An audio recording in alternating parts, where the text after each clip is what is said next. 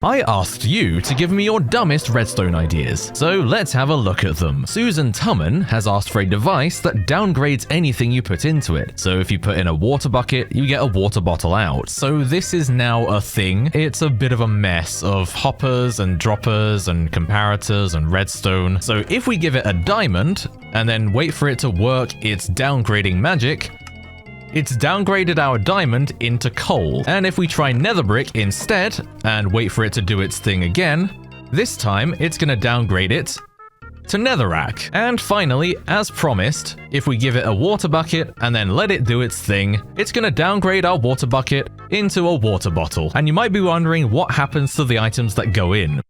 They get dispensed into lava. D00 has asked for a daylight sensor that doesn't use any daylight sensors. I mean, when you think about it, recreating a daylight sensor isn't actually that complicated. We know how long the day and night are, they're 10 minutes each, so we just need a 10-minute redstone clock. So the first thing that comes to mind is a hopper clock. But there's a problem with this. If somebody decides to sleep, then the clock becomes out of sync with the day-night cycle. We'd have to completely reset it, and with a hopper clock, you would have to wait for all the items to flow from one hopper to the other. So this won't do. I'm honestly just thinking that we should have a giant repeater clock. In fact, I just did the maths. We're gonna need 1,500 repeaters. And here's what that looks like. I actually had to go slightly over 1,500, so these end bits didn't interfere with each other. So if we just count how many there are, there's 1,560 repeaters here. So I kind of went ahead and just finished it and put a giant daylight sensor around it. And it has this big redstone lamp floor thing to show that it's working. This is what it looks like on the inside. It's just the thing I built before, but with a bunch of slime block things and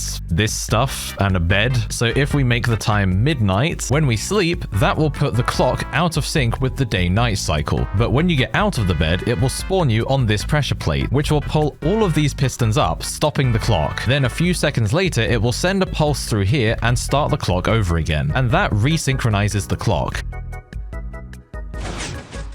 And then it pushes us off, and you can see it's daytime, and the clock has just restarted. And just in case you think I'm faking it, here's a time lapse of the whole thing working. So you can see the lamps turn on during the day, and then they turn off during nighttime. So you don't actually need daylight sensors at all, as long as you're willing to build one of these, and as long as you're willing to only sleep in the bed that's attached to the redstone. Sacred Redstone has asked for a 3x3 door with a built-in lag machine that slows down the game to the point where it's not any faster than a regular 3x3 door. So this is just an old design. It opens in 0.3 seconds, which is pretty good. But the door isn't the most important part. The most important part is, of course, the lag machine.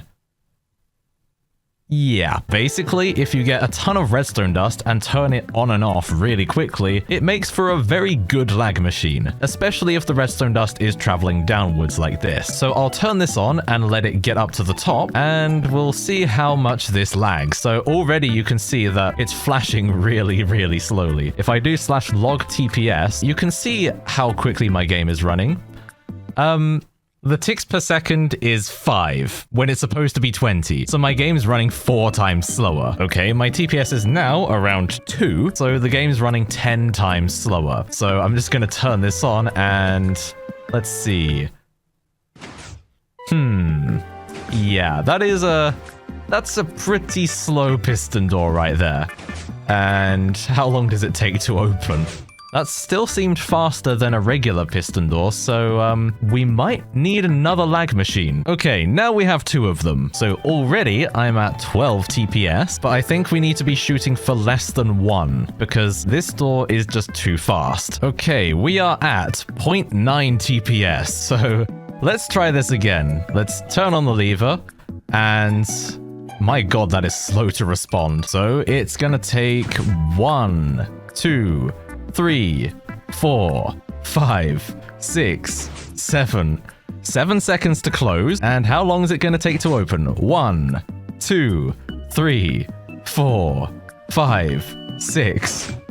We did it! 6 seconds to open a door that's supposed to open in 0.3 seconds. CJBM has asked me to make a machine that touches grass. Yeah, as someone who plays way too much Minecraft, I probably need this. Okay, this is supposed to be a hand. I'm a redstoner, not a builder, so please excuse my god-awful building skills. Building houses is not exactly my forte, let alone building organics. So to activate our grass touching machine, we just press this button. And, oh my god, we just did the impossible. We just touched grass in Minecraft. Now I'm going to do something even more impossible. I'm going to touch grass again.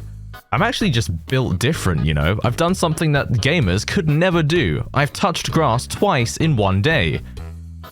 That's 3 times now. This right here truly is the peak of redstone achievement. There will never be a better redstone contraption than this. MC Players has asked me for a toilet with working flush and poop. Okay, listen, it might not be the prettiest toilet in the world. It's a bit disproportionate here and there, but it's my toilet. I built this, and I'm proud of it. It's a very special toilet as well, because we don't actually need plumbing, because we can just dump it into the void. So I'm holding my poop right here, and we can just sprinkle it around the toilet, a bit over here as well, a bit over here, and a bit over here. There we have a nice poop-stained toilet, and just like a normal toilet, we press the button at the top, and it will start flushing. And you can see our poop is being appropriately disposed of. It did leave some skid marks here and there, but I can edit that out, it's fine. Or maybe I should invent the first Minecraft toilet brush. Nah, that's effort. Wolfman has asked for a constipating 3x3 door.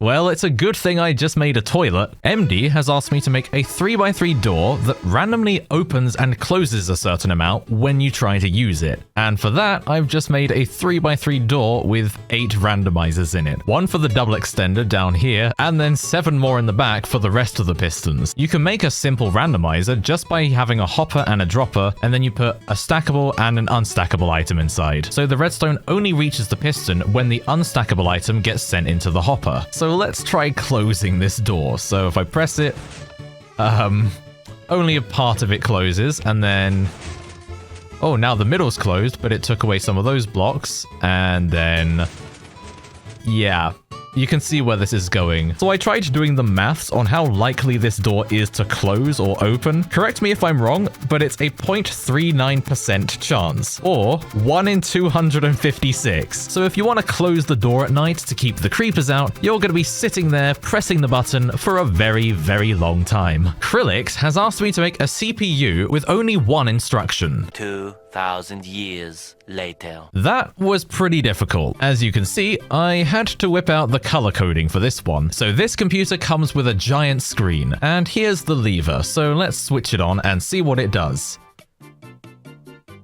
Subscribe? Huh, for only having 1 instruction, this computer's really smart. That's a really good idea. You should subscribe.